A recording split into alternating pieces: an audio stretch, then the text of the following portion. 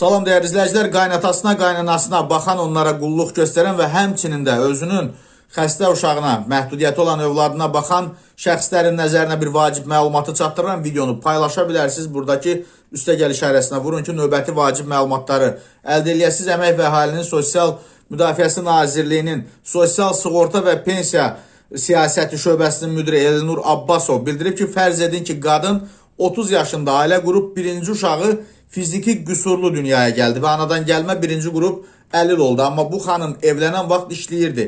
Birinci qrup əlil uşağına baxmaq üçün o iş yerindən çıxmaq məcburiyyətində qalır. O qadın 65 yaşına çatanda onun evlənənə qədər ki işlədiyi dövrü sığorta stajı, üstəgəl həmin o əlil uşağa baxdığı dövrü onun stajına sayırıq və pensiya hüququ yaradırıq. Bundan başqa şöbə müdiri qeyd edir ki, amma şərt budur ki, deməli o uşaq anadan gəlmə və ya 18 yaşa qədər qazanılmış birinci qrup əlil olsun. Yaxud da ahıl şəxslərlə bağlı gəlin 70 yaşlı qaynatasına, qaynanasına baxmaq üçün iş yerini tərk etmək məcburiyyətində qalır.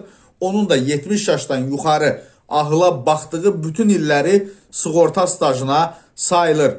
Və şöbə müdiri qeyd edir ki, bugün belədir, sabah da belə olacaq. Sadəcə biz Maliyyə Nazirliyi ilə onu razılaşmışıq ki, həmin uşaq və ya ahıla baxılması dövrlərini dövlət onu güzəşt edir deyə bunu dövlət ödəyir.